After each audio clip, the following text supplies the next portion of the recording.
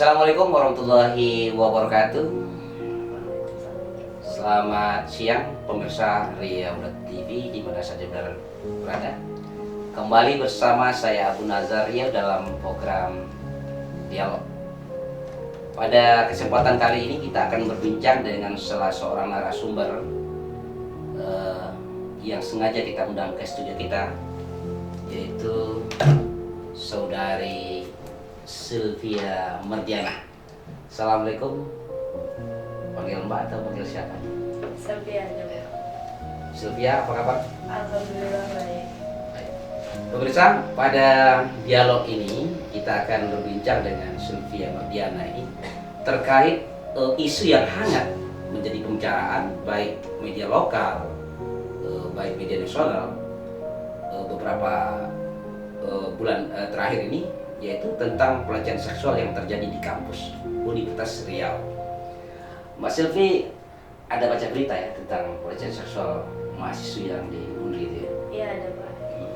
Apa kira-kira ini, Anda kan seorang wanita ya, tentu punya pandangan tersendiri tentang pelecehan yang dialami oleh mahasiswa ini.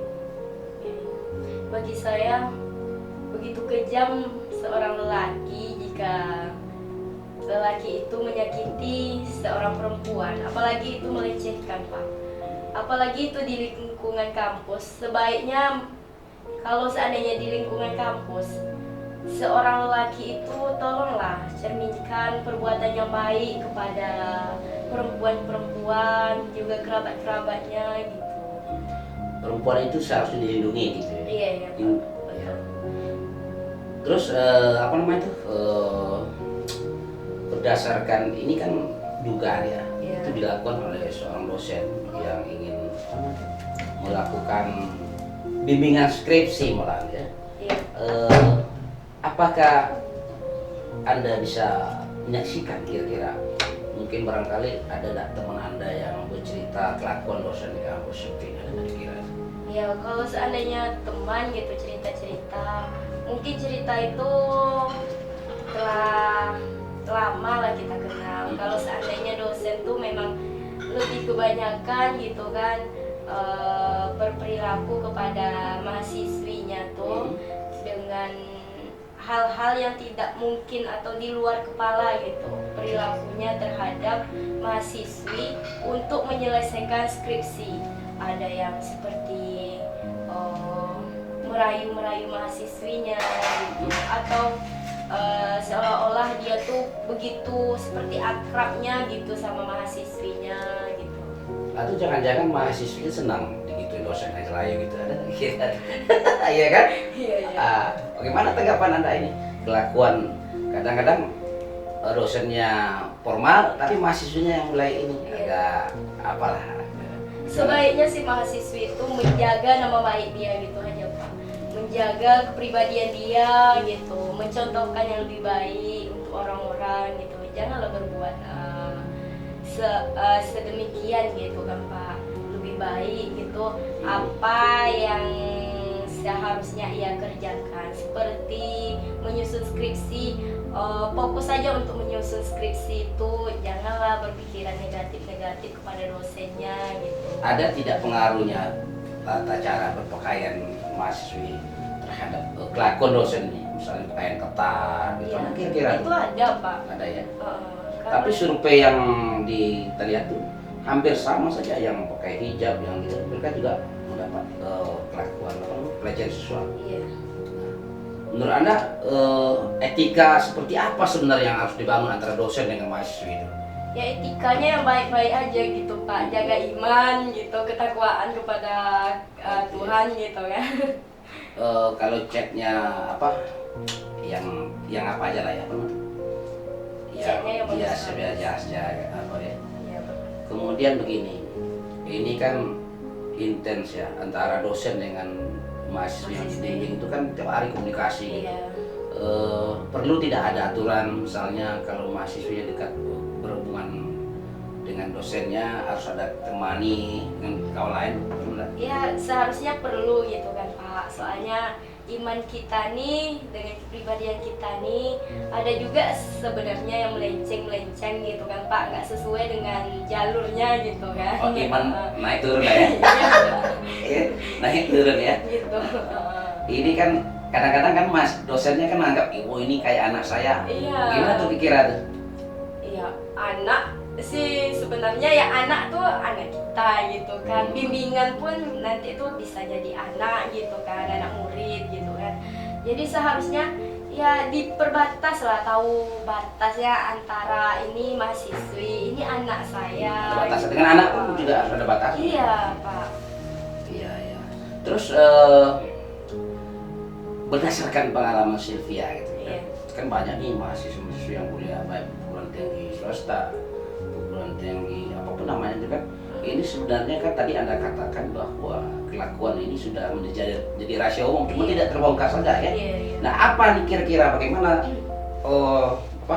Kementerian Pendidikan menyikapi ini, seperti apa, aturan seperti apa yang harus dibuat oleh Menteri? Kementerian Pendidikan ya, Pak. Iya. Dia harus lebih memantau gitu seperti dosennya, mahasiswinya gitu Pak. Selebih baiknya dia mengetahui apa yang terjadi di saat pembelajaran itu berlangsung gitu aja. Kemudian kemarin ada bantahan dari dekan itu ya, Ya. katanya saya hanya pegang bahunya, saya anggap anak. Pegang bahu itu termasuk pelecehan nggak kira-kira? Iya, termasuk lah Pak. Tergantung apa ya, termasuk ya. Termasuk Pak. Jadi kalau seandainya terbukti nanti, ini kan proses hukum sedang berjalan. Apa yang harus Sylvia sebagai seorang mantan sebagai seorang perempuan itu punya pandangan tersendiri ya terhadap kelakuan seperti ini di kampus. Apa itu kira-kira? Ya lebih baik gitu memotivasi diri kita untuk menjadi lebih baik lagi gitu. Jaga nama baik kita, nama baik kedua orang tua kita, nama baik teman-teman kita. Jadikanlah kita contoh sebagai baik untuk generasi selanjutnya dan untuk masa depan kita, Pak. Itu aja, Pak. Ya, Anda pernah berhubungan dosen soal skripsi? Untuk sekarang ini belum, Pak. Tapi dengan apa namanya pengalaman yang lain sudah mungkin bisa lihat ya, tahu lah ya. Tahu, Pak. Dari cerita-cerita teman juga kita tahu kan Pak, perilaku dosen itu seperti apa, cara kita dekat sama dosen itu seperti apa, itu aja Pak. Jadi kalau seandainya ada antara dosen dan mahasiswa ini apa itu melakukan katanya hubungan suka sama suka, ini seperti apa sebenarnya? Kalau suka sama suka bagi saya itu kan perasaan.